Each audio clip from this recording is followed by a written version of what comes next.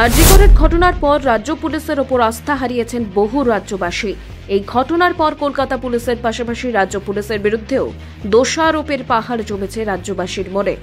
সমাজ মাধ্যমেও পুলিশের বিরুদ্ধে নানা পোস্ট করছেন অনেকে। থেমে নেই পুলিশও।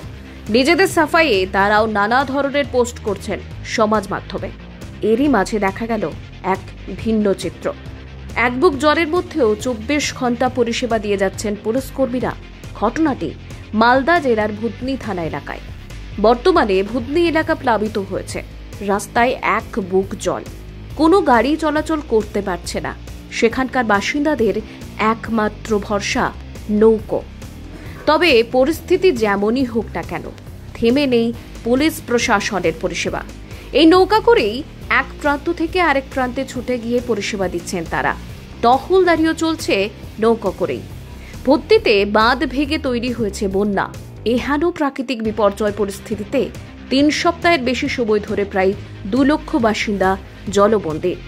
ভুতনির বাসিন্দাদের পাশাপাশি জলবন্দী হয়ে রয়েছে ভুতনি থানার পুলিশ কর্মী সহ আধিকারিকেরাও। ভুতনি থানা থেকে শুরু করে একতলা ঘর জলবন্দী হয়ে পড়েছে। এই পরিস্থিতিতে এলাকার আইন শৃঙ্খলা বজায় রাখতে এবং বাসিন্দাদের সাহায্য করতে থানাতেই রয়েছেন পুলিশ কর্তারা।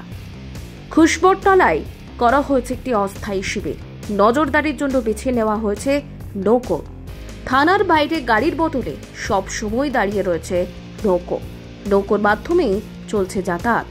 ভুতনি থানার কর্মরত অফিসার জানান, দেখছেন সব ডুবে গেছে, ঘরের মধ্যে এক বুক জল। পরিষেবা দিচ্ছেন মানুষকে? পরিষেবা তো অবশ্যই পরিষেবা রাত দিন 7 দিন একদম 24 ঘন্টা। থানা থেকে কি পরিষেবা দিচ্ছেন না অন্য কোথাও? না, আমরা অস্থায়ী একটা থানা তৈরি করেছি। আমরা ওই যে পঞ্চায়েত আছে না আমাদের, যে ওই পিএনবি ব্যাংক পঞ্চায়েত, উত্তর চণ্ডীপুর পঞ্চায়েত, তারই একটা ঘর আমরা নিয়েছি। ওখানে আমরা ক্যাম্প করে আছি।